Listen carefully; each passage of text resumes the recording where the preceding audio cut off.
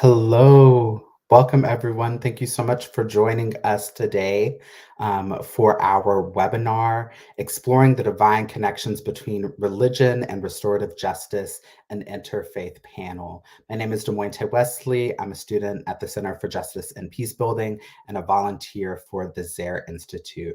I'm going to be sharing a little bit with you about how today will go. And after that, I'll be passing it off to our host, Dr. Karen Leslie Hernandez. So again, Dr. Hernandez will introduce each speaker. There will be a presentation by each of the speakers. Then at the end, there will be a Q&A session moderated by Dr. Hernandez. So please do add any questions that you have on any platform that you're joining us from, and we will make sure that those get added to the lineup. Then I will be passing it, or Dr. Karen will be passing it over to Professor Tariq Maserani for announcements and then a closing. So thank you again for joining us. And I would like to take this time to introduce Dr. Karen Leslie Hernandez. With over 17 years of experience, both in the US and internationally in peace building, as well as in interfaith understanding and collaboration, Karen brings practical, academic, and experiential expertise to her interfaith and restorative justice work. With vast experience in multi-religious and multicultural bridge building, she is a boundary-breaking, religiously intelligent scholar practitioner with cross-cultural fluency. Karen graduated with her Doctor of Ministry from Claremont School of Theology in 2021, where she designed an RJ component to interfaith peace building for the United Religions Initiative for her doctoral project. Karen currently works as Program Officer of Partnerships and Interreligious Education for Religions for Peace International, and she is a certified domestic violence advocate. Thank you so much for joining us, Dr. Karen. Thank you so much, Demonte. It's just really wonderful to be here, and I'm excited to share this time with my colleagues and former professors and friends. And so I just really appreciate this introduction and just being here with all of you. So thank you so much. I would love to, before I start, just introduce who is going to be joining us today. Our first guest is Professor Najiba Saeed. JD, and not only is she an amazing, wonderful practitioner of restorative justice practices, but she's also a former professor of mine from Claremont School of Theology. So I have learned a great amount from Professor Saeed. And she is currently the inaugural El Hibri endowed chair and full professor and executive director of the Interfaith Institute at Augsburg. And she has been a professor and expert practitioner and public speaker for the last 2 decades in the fields of conflict resolution, interfaith studies, mediation, education, deliberative democracy, social gender, and racial equity. So thank you so much for being here, Najiba. And then we also have joining us today another friend and colleague of mine who I've worked with in the past on State of Formation, as well as the Journal for Interreligious Studies, and that is Rabbi Joshua Stanton. And Rabbi Joshua is the Director of Leadership and Formation at the CLAL, which is the National Jewish Center for Learning and Leadership and Spiritual Leader of the East End Temple in Manhattan. He is the co-author of Awakenings, American Jewish Transformation in Identity, Belief, and Belonging, and has had interviews, articles, and reflections highlighted in media in over a dozen languages. So thank you so much, Rabbi Joshua, for joining us. And last but not least, Rana Sodi is with us. I hope. I'm not sure if he has been able to join us yet. Yes, it looks like he is. And so Rana, I met Rana many years ago in Utah at the Parliament of the World's Religions, where he told the story, which he will tell today, of why he does this important restorative work in interfaith. And he is well known in his community in Arizona as an activist and Sikh leader following the death of his brother, Balbir Singh Sodi, and which his brother was America's first post 9/11 hate crime. And so since then, Rana has spoken all over the United States and the world about Sikhism and the peace that comes within his tradition, and the importance of building bridges and forgiveness and reconciliation and restorative practices. So thrilled to have Rana joining us today too. So thank you so much, all three of you, for being here. And I'm going to start today with just kind of an introduction to this work, why it's important that we work not only within our own faith context, but also within an interfaith context, and the importance of why our faith traditions and as faith leaders and lay people, we can change these narratives that we have around justice. First of all, I would just love to thank, though, the Zare Institute for asking me to host this webinar. After I finished my doctorate, I sent my doctorate to Howard Zare, and I guess he thought it was great. And so he sent it on to the Zare Institute, and here I am hosting this webinar. So he's also connected me with other people in the movement. And so just being able to connect with this restorative justice movement, which is small but mighty, is so important, because this work really is paramount to our ability to forgive and to reconcile and to be able to practice in a way, these practices in a way that are holistic and forgiving, and again, changing those narratives. So thank you again. What I have learned as I've gone through this process, especially as a Christian, is that every faith tradition tells us in one way or another that we are divine, we are sacred, we are all holy humans. And within that, every faith has some sort of restorative practice, restorative words, forgiveness, reconciliation. There is not a faith or indigenous practice on the planet that does not have this tenet of practice. The reality is, however, is that we get lost in our narratives, we get lost in our systematic way of viewing justice that is normal. We are punitive, we are retributive, we are revengeful, and we learn all of these things at a very early age as little humans. And it's a process that I have found that we need to change in regard to how we teach our children to view justice. And that's a huge order. We all know this. And it will take many years to get to where I would hope that we would get to eventually. But I believe that it's possible. And I believe that it's possible to see beyond those narratives, and that we instill upon each other that are cultural, as I said, systematic, etc.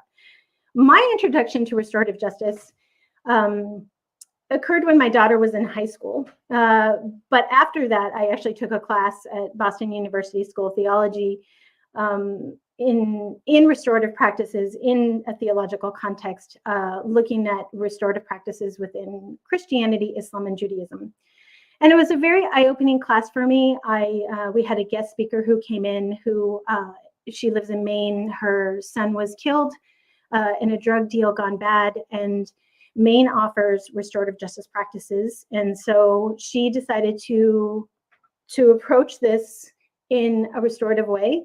3 men murdered her son. 2 of the men who took part in that process, that restorative process, went to prison, stayed in touch with her. They worked through everything that they needed to work through, got out of prison. They now have families, they now have jobs, they are able to live their lives. The one man who chose not to go through the restorative justice process has been in and out of prison.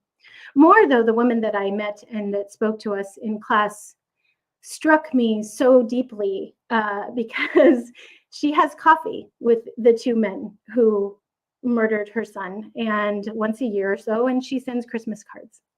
And for me to listen to her story and understand that reality of how this practice within her faith context, she was Christian, allowed her to not only forgive the men who caused such great harm to her and her family, but the grace that came with that and the peace that she had within herself. And it was just such a lesson for me to listen to her.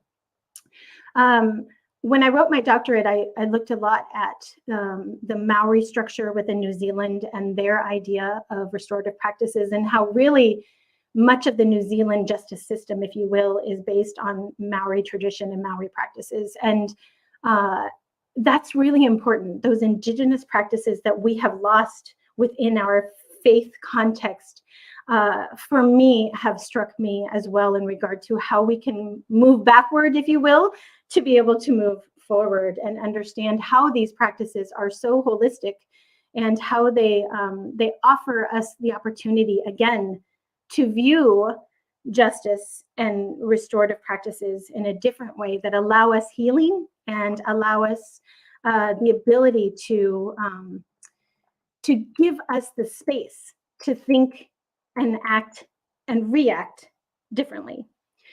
I have a saying that I used in my doctoral thesis is hurt people, healed people, heal people. And that is so true in so many different contexts. That can be true within your home and your family and your relationships with your parents or your sister or siblings or cousins or whatever it is that you are struggling with. But that can also be very true for an international conflict, if you're looking at how harm is caused all the way over on the other side of the world, or even within your own community. Here in the United States, as we all know, we have a major problem with gun violence. And so taking that idea of how to heal oneself and address the trauma within oneself is something that I really delved into while looking at restorative practices, and understanding how really, until we heal ourselves personally, there is really no way that we will heal and not cause harm in other parts of the world, because it has to begin with us each individually. And as a Christian, when I'm looking at the parables, or when I'm looking at the examples that Jesus left us, everything Jesus did within the context of what we can read in the Bible is reconciliatory, is restorative, is based on forgiveness, is based also on understanding. There are so many parables that allow us to understand the history and the context of someone who has caused harm. And what I have realized within this context and within this work is that if we don't understand why somebody causes harm, then if we address it afterwards, if we don't look at it before it happens and try to change why it's happening, then again, on the other side, it's just going to keep happening, and we're going to keep reacting in this way of with retribution and with revengeful and harmful thoughts. So when we seek to understand why, the way I understand is that it clears a way for us to understand and comprehend those we encounter in a much more holistic way. And more importantly, it changes the narrative. It changes our own narrative, and it changes that collective narrative that we exist in. And so when we understand why somebody has murdered, when we understand why people justify oppression and violence, it can, I hope, is allow us again to work on how to change those narratives in the first place. Again, very tall order, but that's kind of how I view it. And if we are going to look at the reality that all beings are sacred and divine, this is my understanding as a Christian. That doesn't just mean that Christians are sacred and divine. That means that all humans are sacred and divine, regardless of what they believe, regardless of their race, their ethnicity, their culture. And I am a very pluralistic Christian, and I know that. But I also feel that as a responsible person of faith, I am supposed to, and I do, recognize the divinity and the sacred in all humans. And that is a huge part of changing this narrative as well, in regard to retribution, in regard to restorative practices, in regard to allowing ourselves to exist in a different way and move through the world in a different way that is more holistic and gives us the ability to be peaceful. So with that, I would love to pass the floor to Rabbi Joshua Stanton, who is going to share his thoughts on this topic. So thank you so much. Thank you. What an absolute joy and what an honor to be here with such wonderful colleagues. So a few reflections, and I always like to start with the difficult passages in our sacred text because I think that they often reveal remarkable truths that are surprising and sometimes counterintuitive. If you were to think of a passage from the Torah that goes against notions of restorative justice, it might be an eye for an eye, a tooth for a tooth. And that is almost exclusively a passage that is read as one line or a couple of verses, as opposed to within the broader context in which it falls. And it falls in Leviticus 24, and it has a very key foundational concept that ultimately leads to a notion of restorative justice within Judaism.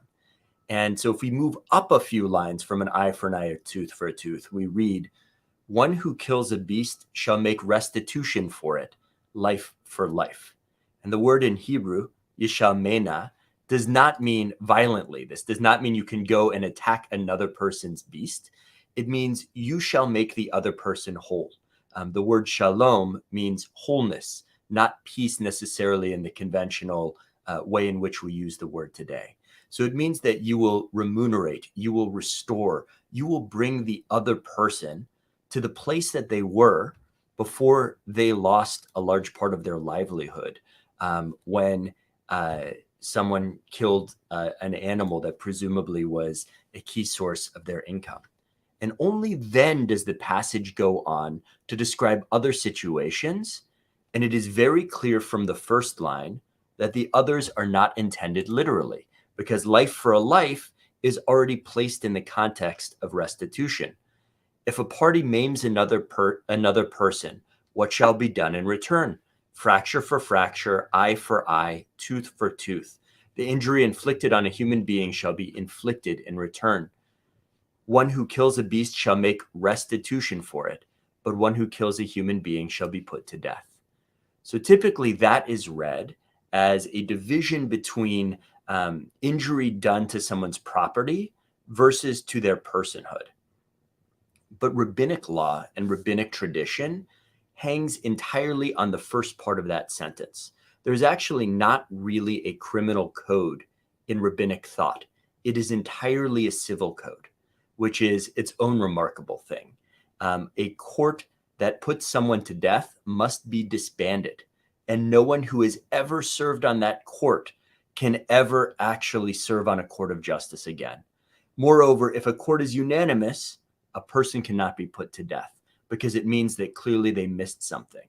And so in essence, over time, the death penalty was banned. And then rabbinic scholars and thinkers worked backwards, banning every other type of retribution that existed until the whole focus was on Leviticus 24:18 about making restitution. We have some beautiful quotes for that. The Ramban Nachmanides, who was very much in dialogue in unfortunate ways with Christian communities in Spain where he lived, is quoted, and the translation is not my favorite, but it's okay. This does not mean a real animal, but that he must buy him an animal similar to the one that was killed, or that he is to give him monetary compensation equal to the damage caused to him. Similarly, breach for breach, eye for eye also means monetary compensation according to the opinion of the rabbis. So that's pretty clear and pretty stark. There is also a beautiful Talmudic passage for those who love Talmud. It's from Tractate Bava Kama. And it says that the Torah states an eye for an eye. And I'll suggest a literal eye. Don't let that arise in your mind for a second. For it was taught that one who blinds an eye has his eye blinded and amputates what he has amputated. The Torah teaches you may not strike another human being. So too, the striking of a human is subject to the repayment monetarily. That is a complicated Talmudic formulation for saying there is only compensation for a person monetarily for damages and pain and suffering. And what is extraordinary, given that the Talmud was codified about 14 or 1500 years ago in what is modern day Iraq and Iran, probably around Baghdad today. What's incredible is it actually goes into pain and suffering and medical needs of the person. So what does that entail? What then is the basis legally in Jewish thought for at least a millennium and a half? It is that you need to understand the pain and the suffering of the person you have wronged. You need to acknowledge the pain and the suffering. You need to compensate them monetarily if you hurt them financially. And you need to cover the cost of the best available medical treatment to give them the greatest possibility of return to full health. So contrary to what we often think, an eye for an eye is not the basis for retribution in Jewish thought and Jewish life. One could argue ever, depending on how you read the Torah. But certainly for real close to a couple of millennia, it is the basis for restorative justice that takes into account the needs and the feelings of the party who is wronged, that centers their emotional and physical well-being, that centers the financial pain and suffering that they might have incurred, and finds a compassionate, soulful way to ameliorate the situation. Thank you so much, Josh. That was really interesting, and I have actually never heard that. So I'm so appreciative of that understanding of an eye for an eye, and also just the historical context, which is just so important when we're looking at theological scripture and how that all relates and how we can apply it to now. So thank you. All right, I would love to pass the floor now to Professor Najiba Saeed. Najiba, the floor is yours. Thank you. Thank you. And I'm so delighted to be here with you, Dr. Hernandez. As she mentioned, she's a former student of mine when I was at Claremont School of Theology. So I wanted to talk a little bit. I was introduced to restorative justice when I was in law school 25 years ago and took restorative justice training on our campus, and then proceeded to, in one of my clerkships in the summer, work in a prosecutor's office on a double homicide and restorative justice practice, and then continued after law school. When I moved to Los Angeles, I did my first case of juvenile restorative justice. I walked into a room and there was a 9-year-old boy whose feet didn't even touch the ground. And he had taken some money from an ice cream truck because he was hungry that day. And this young child would have gone through our criminal justice system, but because of that restorative justice program focus on first-time folks that were engaged in the system for the first time, particularly juveniles, we were able to come up with an incredible solution. The ice cream truck driver said, "I love this boy. He's someone I know he was hungry that day. So why don't we come up with a solution where he can volunteer and I can teach him a little bit about the ice cream truck business in the neighborhood?" So those kinds of stories are really formative for me, because this idea that the community is responsible and engaged and involved, and part of the ethic of whether you are a religious person or you're not a religious person, that there's a capacity to think about what holds us together, and that which holds us together also should play into when a harm has been done. So that story, I always think of it when I think about restorative justice, that what our country does to children. We're a country that incarcerates or puts children in a criminal justice system. So I won't delve into that, but I wanted to just briefly mention that for me, restorative justice operates at the interpersonal level between people, at the community level, meaning at the communal level, and at the structural level, so that structures of society also function to either harm or restore, and that we are all responsible for those as well. So there are about 7 virtues that I wanted to talk about for restorative justice and those that engage in Muslim practice. And my graduate students, similar to Dr. Hernandez and others, Imam Jihad Safir, who works in South LA, have taken these restorative justice practices and utilized them in their mosques, churches, synagogues, and places of worship. I was with Imam Jihad at his school. I took my graduate students to visit his school in South LA, and there were a group of students in a circle, and one child had taken a cell phone from someone else, and these third to fifth graders sat for almost 2 hours. And I'm telling you, I've taught classes. They sat and they came up with a community solution for the cell phone that was taken. So it was really beautiful, and it's a school, a Muslim day school, so it's really beautiful. So I'll go really just kind of how I approach the work, since I work in both secular and religious settings and interfaith settings utilizing restorative justice. These are some of the principles that I draw on when I'm working in Muslim or interfaith settings.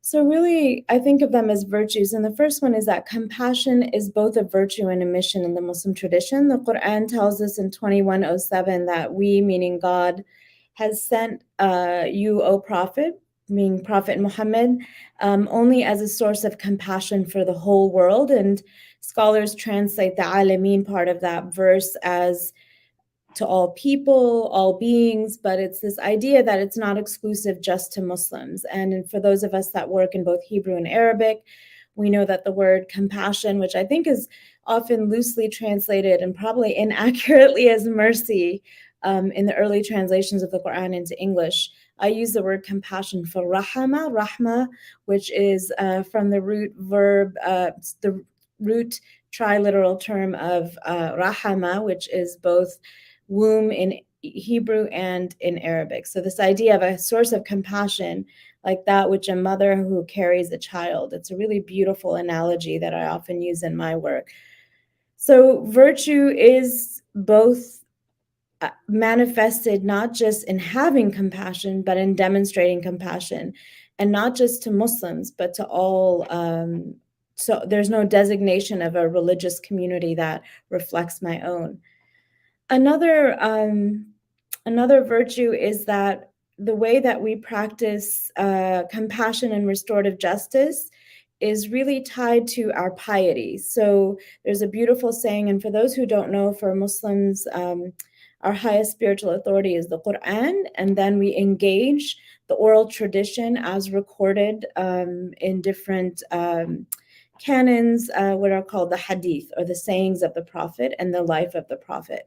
So that's why if someone tells me just read this ayah or read this verse of the Quran and explain it, I say, we'll have to go out. There's a whole set of questions that I have to ask, whether it applies to all people, all time, just that time, just these people. What was the Prophet's practice? What did the Prophet say? So that's part of the process of engaging our text. And I think part of what we'll learn today is we engage both practice and text from the Muslim viewpoint, not just the text of the Holy Book, but the practice of the Prophet. So one of the beautiful sayings of Prophet Muhammad is that whoever is not compassionate to those on earth, those in the heavens will not be compassionate to them. So this idea that we have to be, our human interaction has to show rahmah or compassion, or else God will not be compassionate to us. So you could fulfill every divine or sort of ordinance of prayer, of almsgiving, of whatever it may be, but if you walk around and you're horrific to your employees, or you're not kind or compassionate to other people in your life, then that is not a virtuous life. And so I think that's really beautiful that God pays attention to how we engage with other human beings. And again, the designation here is not just Muslims, but the designation is all human beings.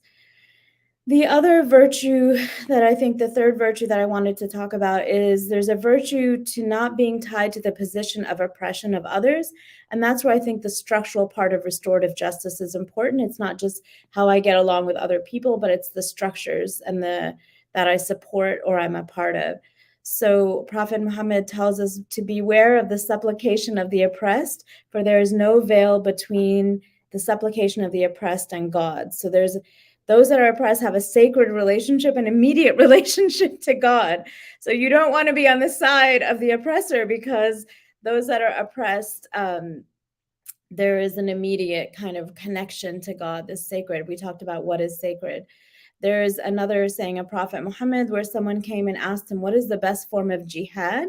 And as we know, there are many Muslim men named jihad, and partly because the word jihad for us does not translate as holy war, it translates as spiritual exertion.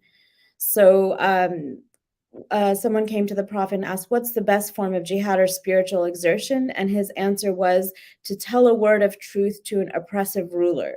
So this idea of standing on the side with those engaging, being present, and supportive in systems that do not oppress and in fact liberate is very important. And to not engage necessarily, or to not think of it as, to think of it as a nonviolent struggle. So to speak truth, I think that's also a form of restoration, that it's not about overthrowing that ruler, but it's speaking truth. Another, just a couple of closing stories. Another thing that I think is really important is this idea of the virtue of strength is not in domination over others, but in actually restraining our anger. So someone came to the Prophet and asked for advice, and he said, do not become angry. And he repeated this 3 times. On another occasion, the Prophet asked his companions and said, do you know who the strong person is? And the companions said something to the effect of, those who can wrestle other people down. The Prophet responded, no, it is actually the one who is able to control their anger. So restraint being a form of strength. And I think that that's particularly important at the interpersonal, community, and structural level in this day and age, where strength is often defined as the capacity to harm or restrain others instead of oneself. And I think I'll end here with this idea of forgiveness as a virtue. And I think Rabbi Josh Stanton has already articulated that. The Quran tells us in 1626, punish with an equivalent of that which you were harmed. But if you are patient, it is better for those who are patient. And then this is an interesting reference to the text that he spoke about from our text, the Quran 5:45. And we have ordained for them therein a life for a life, an eye for an eye, a nose for a nose. Our texts were so literal, so it had to be so specific. An ear for an ear, a tooth for a tooth, and wounds is legal retribution. But if anyone remits the retaliation by way of charity, it shall be for him an expiation. And whosoever does not judge by that which God has revealed, such are the wrongdoers. So this idea that actually choosing, and we have in the Muslim legal thought, alternatives to criminal or harm, the idea that a family that has been harmed can make a choice for forgiveness or some kind of financial compensation, and there are very specific crimes for that, is a really beautiful example of virtue again, instead of retribution, this idea of restorative justice. And I wanted to point out, and this I'll end with that, is that it seems like an interpersonal form of forgiveness, that instead of when this very violent act happened to my family, it seems like it's just an interpersonal forgiveness, but it's in fact a structural form of forgiveness, because what it does is encourage systems that do not seek the killing of other human beings as a form of punishment. So I wanted to point that out. It could be cumulative over time, but it is something for us to begin to think about. What are those interpersonal practices that actually help us think about systems and virtues that are deeply concerned about using violence to stop violence? How do we interrupt those circles of violence? And I think our spiritual traditions give us these tools for forgiveness. I often talk about it as a superpower. You can forgive a lot more if you have a spiritual source than you could if you were just in that human capacity. So I'll end there, and I have comments later, but I'm interested to hear from my co-panelists. Thank you so much, Professor Najiba. Just everything you said is so relevant. And one thing I neglected to mention was that I did have 2 courses with Najiba at Claremont, and much of what I included in my doctoral thesis is what she has just talked about and what I learned from you. So thank you so much. Just really appreciate it. Thanks. All right, I would love to now pass the floor to Sri Rana Singh Sodhi, who is going to talk about how within his tradition restorative practices are recognized. So thank you so much, Rana, for being with us. I will pass the floor to you.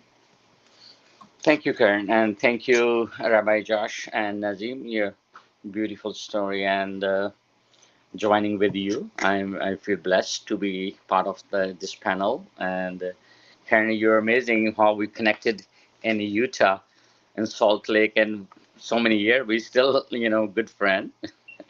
And today I want to share my story. I grew up in India, uh, Sikh faith in Punjab, basically northeast of India. And in our family, my family don't believe to go out of the country because my father-in-law very against to be go, especially my family came from 1947 from when India and Pakistan were separated, and so many people was killed. It's kind of genocide. People that time 1947 in the separation the both country because the Muslim and Hindu they decide to be a separate country, and we are the minority.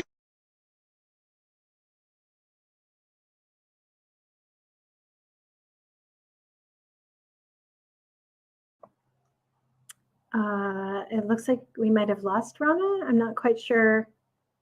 Rana, we lost your picture and your voice. Okay, well, let's hope that Rana comes back. All right. Grown up. There When you I go. grown up. Hello. Go ahead. We You- lost you just for a minute, but go ahead. Keep going. Thank Okay.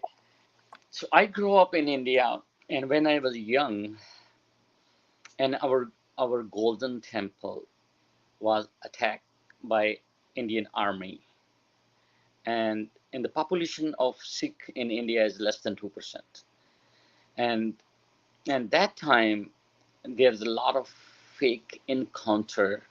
There's agitation go in our state to the central government state, and a lot of people suffer, and a lot of young people involved with this agitation, and the government killed so many young children 1984 with a fake encounter. And that time our family first decided to move out from that country, and that in 1984 our prime minister was killed. One of two of their bodyguard who was happened to have sick, and then a retaliation to that prime minister killing, thousands of Sikh was killed and burned alive in New Delhi and some other city of India in 1984, right in front of the law enforcement. Thousands of Sikh was killed. I believe that is genocide. And that time, all the parents, Sikh parents, they want to move their children out from that country. And that time, our family first tried to be safe and to be practice our religion. We choose to be come to United States. And until today, none of those Sikh family who was killed in that 1984, until today nobody get justice from any justice system from India.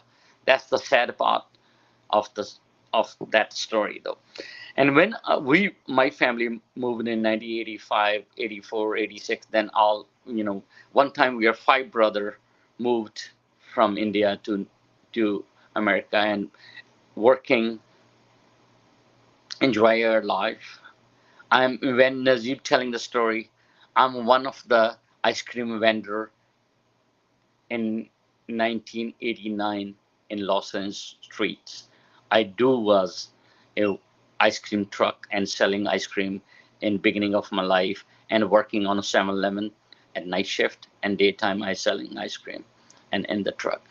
That was when you telling the story and touching my heart, because how hard we to be work hard to be establish ourselves, to be have a successful life and fulfill our dream. And I thought when I move in America, I thought I move in a beautiful country. It's wonderful, a lot of opportunity. You can work hard and enjoy the life. Only one incident changed my whole thought. And when 9/11 happened, and totally it's hurt me, when somebody came to my brother and he saw his turban and shot him and killed him, and he thought he's part of those terrorists who attacked to our country on 9/11.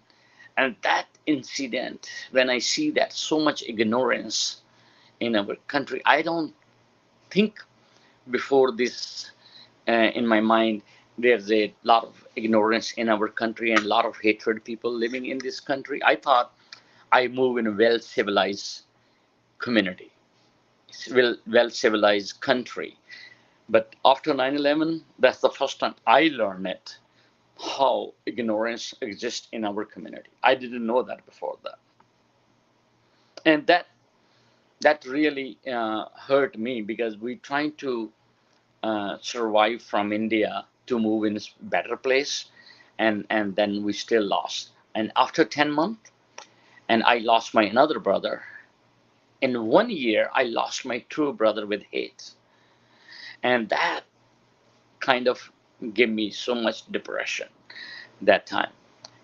But the love from the community, from the leadership, law enforcement, and justice system make you strong. And I think I get love from a lot of from the local community here in Arizona and law enforcement. I always remember one person who changed my life. He was the ADL regional director for Arizona. His name is Bill Strauss. We become a brother after my death of my both brothers. And he, the person who encouraged me to come out from the grief and tell the story and change this world with the love. And I think in my Sikh religion, Guru Nanak, who was the first founder born in 1469, he spread the love to the whole world. He started walking from India to Iraq and Baghdad to spreading the love. I think the love is the only word can change the people and bring the whole community and whole world together. I learned it when I was talking to family of the person who killed my brother, and when I invite them to the dinner to my brother gas station to have a join with them, and this person and change after 15 years, and we both cry, and that one word is really touched me. When I die, I'm going to the God and ask Jesus to one word. I want to hug your brother and say sorry to him what I did to him. And I think that the love changed his life. And in our Sikh religion is being, if you're not being practice your religion, if you're a good human being, you don't need to be a religious person. It's written in our holy book, written by Guru Nanak. And he mentioned in our holy book, if you're a good human being, you don't be a religious person. And I think right now, our society, our country, our world need more love, and that changing the people life, not hate. And I see it, and I see from my whole religion background, our faith guru teach, and they set up the example to serving the water and bend it to the enemies while they're in the fight also. So we have a lot of example of that. And I believe so. And today in our nation, our young generation need love, respect, and understanding to each other. Then we make a wonderful with this world. Thank you very much. I hope, and I definitely, I think I always look at Dr. Martin Luther King. He had a dream to change the life of the Black community. And I feel so proud. His dream was fulfilled when Barack Obama was elected president to this nation. And I had a dream one day we can finish the hate to this world and to our country, to make this beautiful country and make this community more lovable to each other. Thank you very much.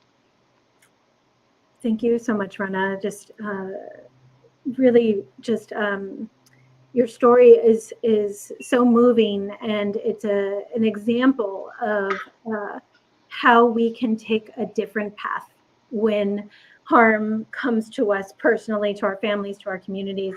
And I think that's one of the biggest problems. We're going to move into kind of a more of a discussion with each other, and I would love to hear examples from each of us. But I had mentioned earlier, one thing that I learned when my daughter was in high school, she was a junior at Lincoln Sudbury High School, and this is public record. And a young man came to school that day with the intention of killing anyone.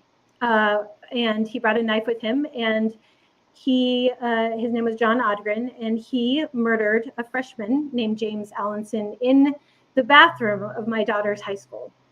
And it was horrible. My daughter actually happened to be home that day, and the events unraveled on television, and it was just a very surreal moment. We heard we live in this town. How could this happen? Well, the reality is it can happen anywhere. And so what I learned from that, though, is, I was a part of a church community there in Massachusetts, and my first reaction was, how did this happen? And my next reaction was, somebody needs to reach out to both families. The Allenson family, James' son is, James is the one who died, and the Odgren family. John is the one who killed James. The Allenson family left immediately. They left Sudbury. They never looked back. They literally moved out of town that day. So I was unable to reach them, but I was able to reach the Odgrens. And as I sought people from my church community to go to visit with the Odgrens, because the reality is that although both were very different, both families that day lost a son in very different, horrible ways. And no one from my church community would go with me. And at first I was really taken aback by that, and I didn't understand. As a Christian, this is what I felt my religion tells me I need to do. And I got a lot of negativity. I got a lot of we can't do that. I'm not ready for that. As I look back on that now, I understand, because that is what we do. We just cannot cross that boundary to offer that reaction, that action, as easily as it is for us just to shut down and say, no, I'm not going to do this. They don't deserve our attention. I found one parent from the high school to go with me, and we sat with the Odgrens, and it was really uncomfortable, and it was horrible. They had been receiving death threats, people driving by their home. It was hard.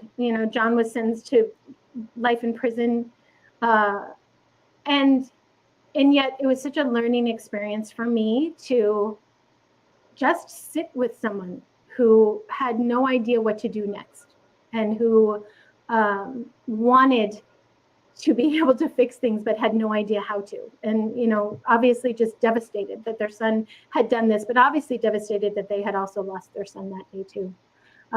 Just a prime example of how do we live in our traditions, and but really offer these restorative practices. So I don't know if anybody would like to, Najiba or Josh or Ron, if you'd like to jump in and maybe share a story about how what you faced when you were trying to do this work within your tradition. But I would love to hear anything you might have. Anyone? Josh? Yeah, so an interesting phenomenon that I experience on the collective is that whenever I meet a German person, they immediately apologize for the Holocaust. And in my mind, the moment that, wouldn't say I got over it, there is no such thing, but the moment that I found peace with Germany as a country and with the German people of my generation and generations that were not alive during World War II, was after Angela Merkel, the chancellor, allowed in 1 million refugees from Syria. And in my mind, that was the closest thing Germany could possibly do as a country that had lived based on or even innovated in the space of white supremacist doctrine that categorized Jews as racially inferior and other, is doing atonement and doing the change work and making me feel some sense of acknowledgement that was more than memorial and was more than a reflection on the past, but a way of showing change that was prospective. And so I really keep that with me in terms of not restitution, but work that can be restorative, at least in part, at a national level. And it makes me wonder about reparations in America and what that could look like. It makes me wonder about sort of taking that notion of reparations apart. What is most impactful for the individuals who continue to be impacted by racism and hate in our country? And I say that as an open question, but was really awed by Chancellor Merkel's example and as sort of the closest I have seen to reparations that really were profound and moving and enduring. Thank you so much. That's wonderful. Thank you. Najiba, would you like to add something? Sure. I was thinking, and there's a question in the chat about the connection, and I think Josh is making that between, it's also a principle, I think, of communal responsibility of halakhic law too, but this idea of the connection between the interpersonal, the community, and the structural. And so I think there are a couple of examples. Imam al-Ghazali, who's a very important scholar in the Muslim tradition, talks about this idea of empathy is based on actually having to feel the pain of someone else. And one of the things that I think is really important to talk about in the restorative justice space is the issue of racism, and whether it's xenophobia against immigrants in a particular country, or whether it's in the United States, anti-Black racism.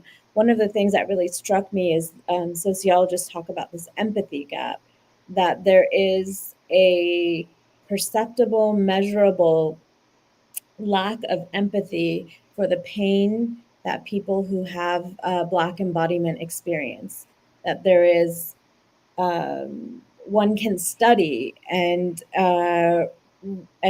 recognize that when images of Black bodies in pain are portrayed, that there are people respond to those images in a way that assume that those people don't experience the same level of pain as other people. And that plays into so many implications, whether it's Black maternal health, as we see now, or the shootings that we have seen rampantly. It's really important that we think about the connection of what and how someone perceives one other person is influenced by the lens that we bring, and whoever that we is defined in different situations, but the lens of racism that forms individuals.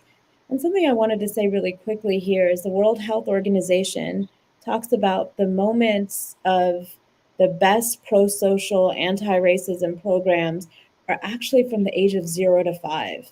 So we're imprinted for love, or we're imprinted for hate from the age of 0 to 5. And I think that's a profound justification for being in spaces and places of diversity and cross-community, interfaith, intercultural, interracial conversation and collaboration. You can't wait. It's too late. Like you were talking about hate that manifests. It's too late to wait till high school. And I just want to point out here, and I'll end, that, one of the things that Malcolm X also taught us was that the structural piece should extend outside the United States. So he said, violence that's wrong abroad should also be wrong in the U.S. What the U.S. perpetrates abroad and perpetrates in the U.S. should be morally equivalent in our lenses. And I wanted to add that to the structural piece is when we talk about restorative justice, how open is the conversation, not just to the harms that have happened in the borders of the US, but the harms that have happened in other places.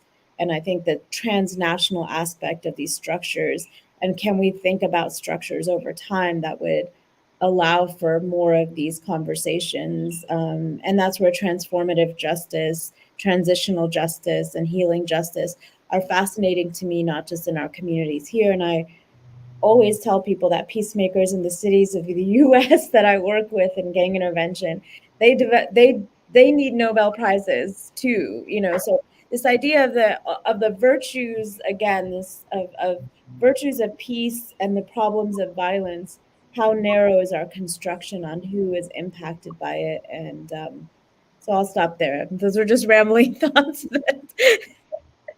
No, that's great, and you're right. It's very connected. I have a friend who works in gang rehabilitation in El Salvador, you know, and works very closely with Homeboy here in LA, and that connection is just the city peacemakers are those that we don't even really think of. But the reality is too is that all the people around the world who are doing this work that we don't even know, right? And they are contributing to these practices and to this movement that without them, we'd be so much worse off than we are. And we kind of lose that. So thank you. Rana, did you want to add anything else to this? I think I believe that education is very important in the initial stage, and especially in the United States, different people, different faith, different culture, different country. There's so many melting pot people living in United States. The lack of education, people don't understand different people culture, their faith. I believe it. And we had done research after the death of my brothers, and 89% of the people, they never interact with Sikh people in America. They don't know who are the Sikhs are. See, 89% people. And that uneducation, ignorance create more problems. I think our education system to need be a little more uplift, to be more educational from 0 to 5 year age, what Nazib say. You know, they need to be understand who are these people. They are part of our family. They are part of our community. They are part of our nation. They are not stranger. That's the way I look at. I think in our education system need to be more wider, not on religion based, at least community and faith or whatever they need to educate. They need to educate their new generation to who's this turban person, who's this hijab person, who's the zakam, you know, all the Jewish people have those things. It's nothing wrong to educating people to each other believing. I don't think anything wrong, but I don't know. Our system don't allow those things, which one creating more problems. And also another thing, I think opening dialogue, communication, bring people more closer. And if anybody have a question, if they don't clear it, that's not good for the community. So anything in whenever I go to talk, I love to have a people question if they have any question about me, about my faith, about my community. If they nobody ask, nobody can make this clear. Communication and education is very, very important. I believe so. Thank you so much, Rana, and I agree. And in fact, why don't we now transition to questions from our viewers? And one of the questions is really interesting, and it says someone from Lisa Morgenstern is someone who's volunteered and led services for Pagan in prison. How can we help those people who are incarcerated learn while inside and continue as they are released? And then your comment below is, you know, how it's been eye-opening.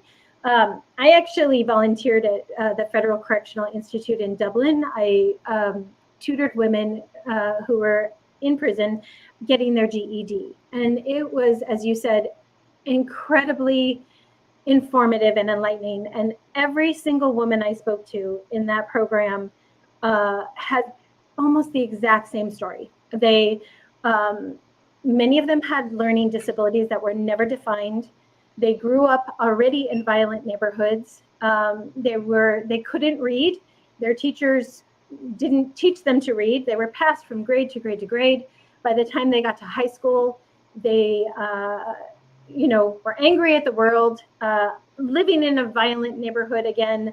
Their teachers would call on them in class. They couldn't answer because they couldn't read. And so they were angry at the world, dropped out, ended up doing whatever it is they chose to do in regard to crime, joining gangs, selling drugs, ended up in prison. Almost every single woman I spoke to had that exact same story. And what it told me was, we are failing our children in the educational system, especially women and young girls. And what other choices do they really have?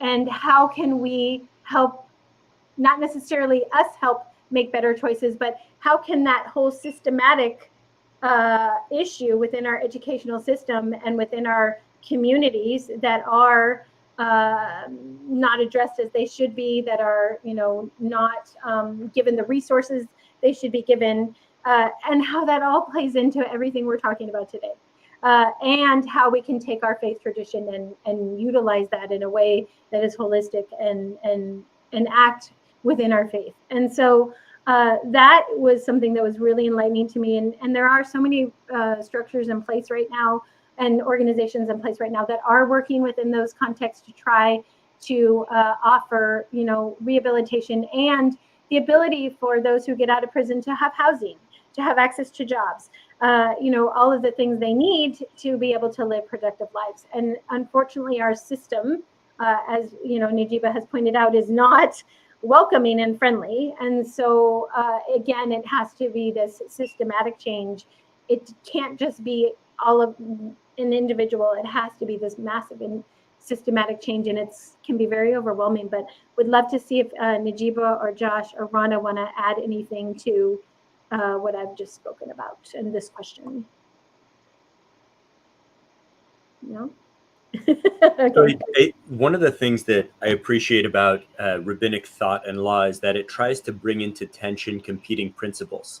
Mm-hmm. And what I'm hearing is a lack of emphasis on compassion, yes, a lack of emphasis on empathy at a systemic level, mm-hmm, and sort of a tendency to focus solely on justice from the standpoint of the aggrieved party.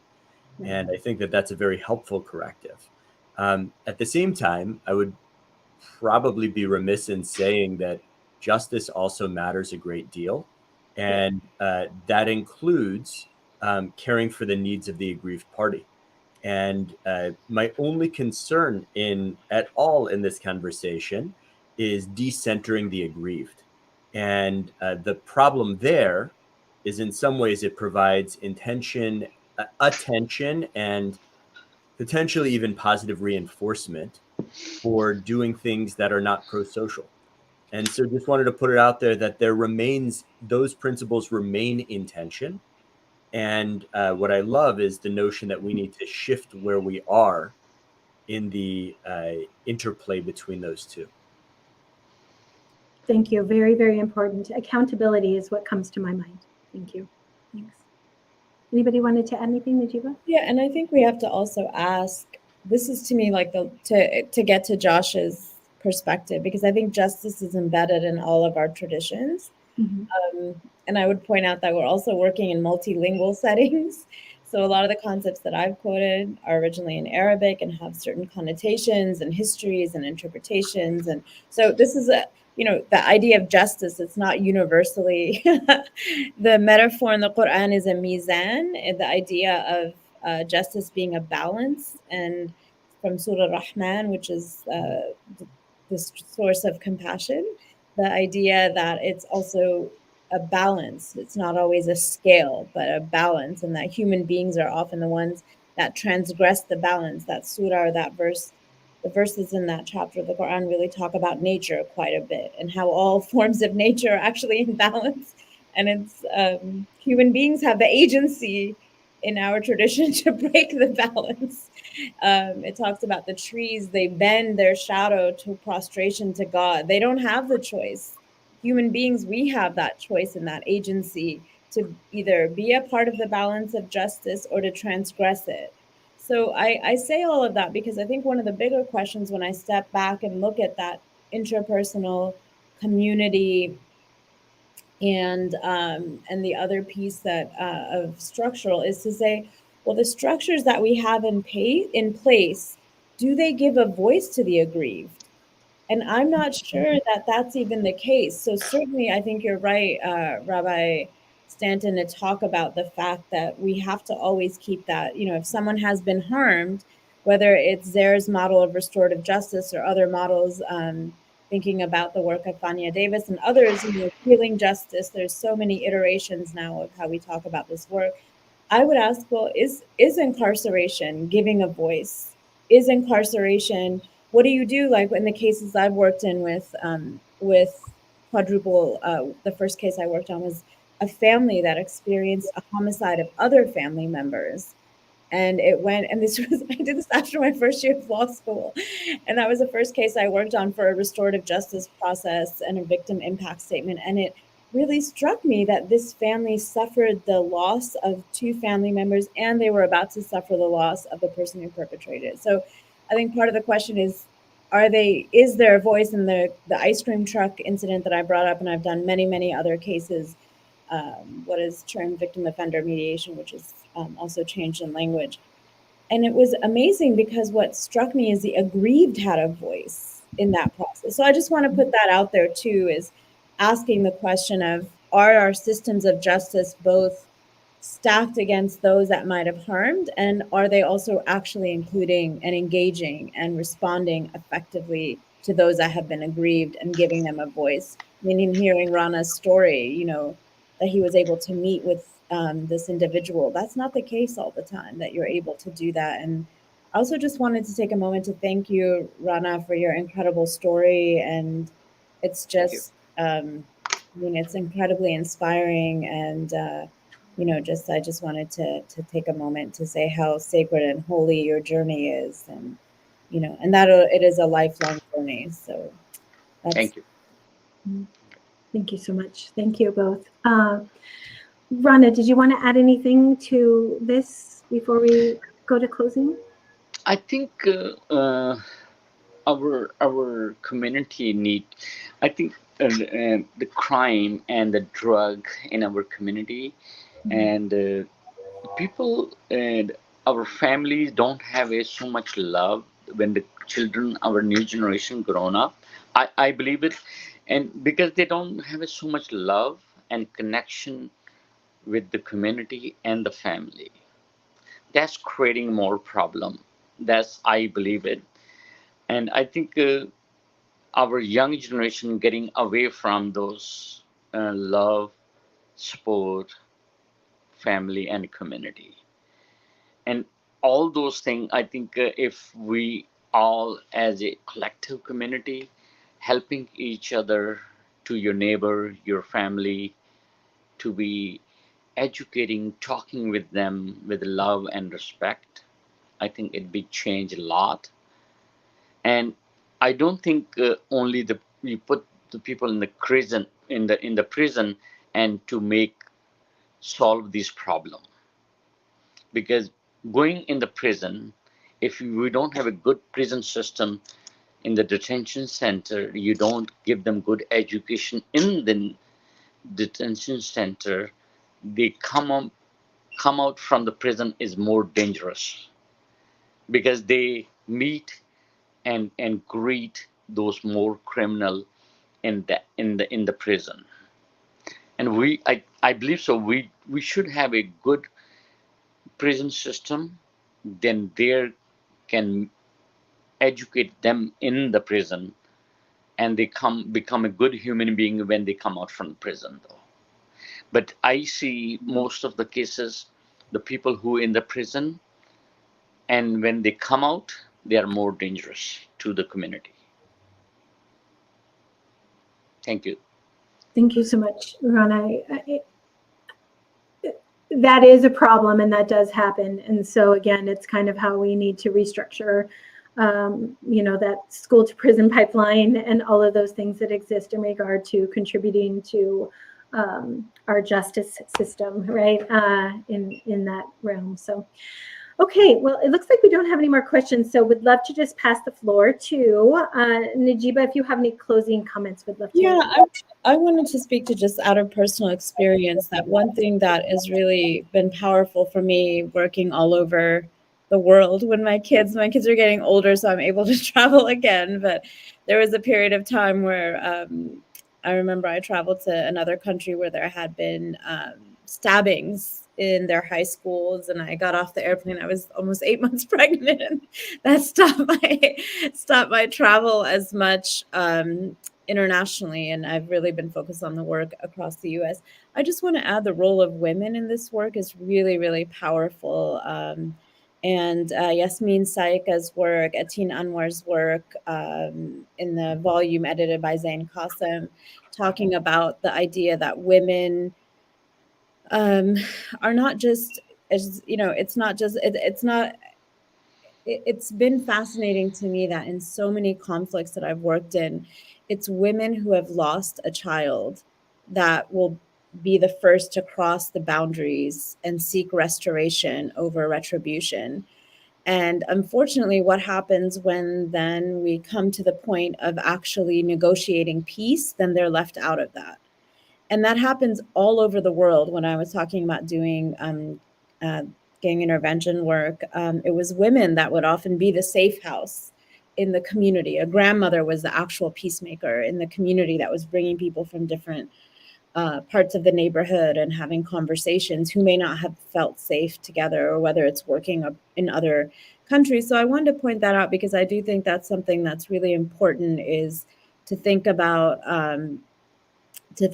folks and women that have played a role in stepping forward and crossing those lines where they choose forgiveness as the path towards reconciliation. And so I just wanted to mention that Anwar's work is in an edited volume by Zain Qasim on Muslim women, and someone's asked me about it. So I do teach that. And Yasmin Saika writes about storytelling and women in the history of South Asia.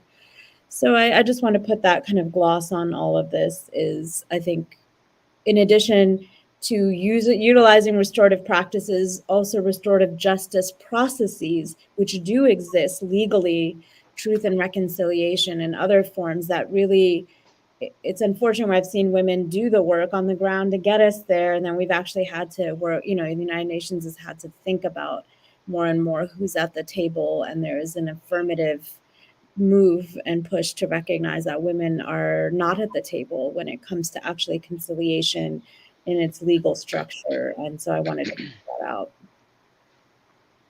Thank you so much. Appreciate that very much. And that is a very real concern. So thank you. Rana, did you want to add any final words? In my heart, I think from I learned it, that when we have a good justice system, is give peace to the family of the victim most of the time.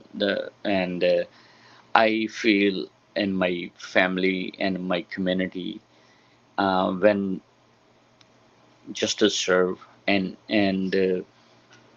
when we compare back to in India, what happened 94, none of the family got justice when Sikh was killed 1984.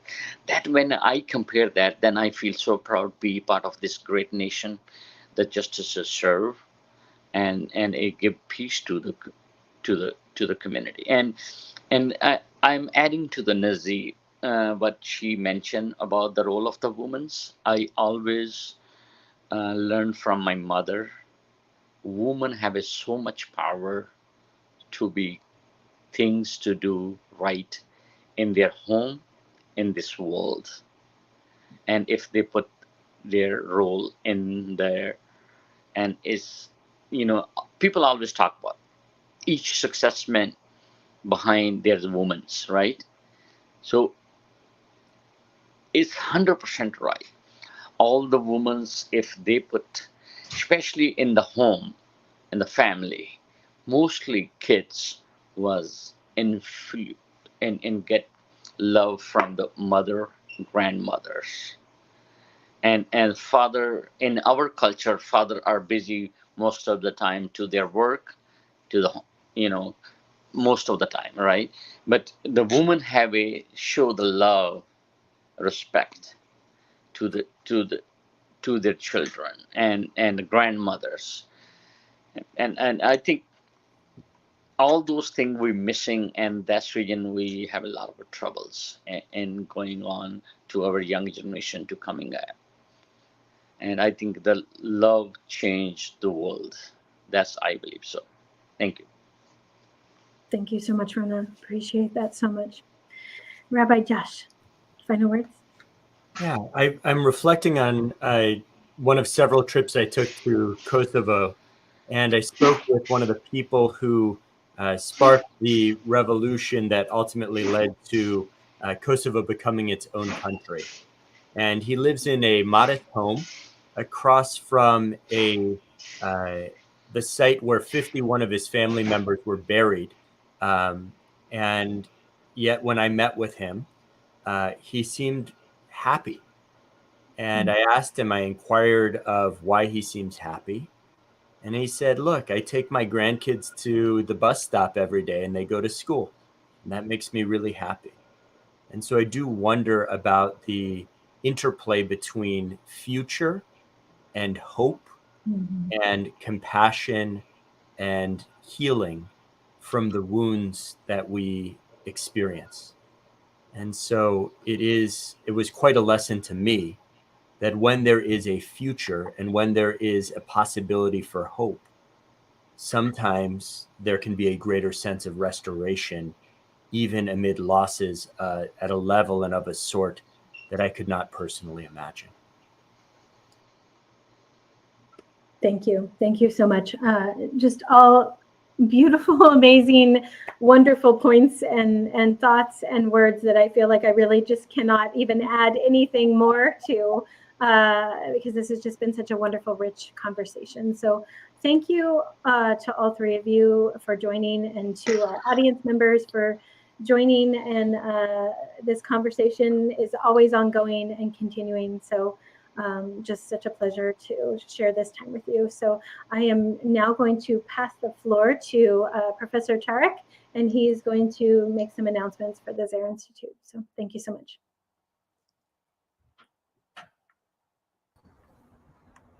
A hearty round of gratitudes to our speakers. Beautiful to have you bring insights from different faith traditions to restorative justice and peace building. So I'd like to take the opportunity to tell you about a few other things of relevance. First of all, after 8 years of working on this project with the United States Institute of Peace, the Salam Institute for Peace and Justice, and the Network for Religious and Traditional Peacemakers, we have finalized 4 religious peace-building action guides in a series, one on conflict analysis and religion and mediation, religion and reconciliation, religion and gender. They can all be found on the USIP website and are free of charge. They're practitioner's guides, so meant to be very practical, taking into account the insights from consultations, global consultations with dozens of practitioners, religion-specific experts, as well as sort of cross-cutting gender and monitoring and evaluation specialists. So I hope you'll check that out. In addition to that, we also have, let's go to the next slide. We've got our website where you'll find recordings for all the past webinars, and then this one will be put up in the next 24 hours or so. You'll find other resources as well there on the Zaire Institute website.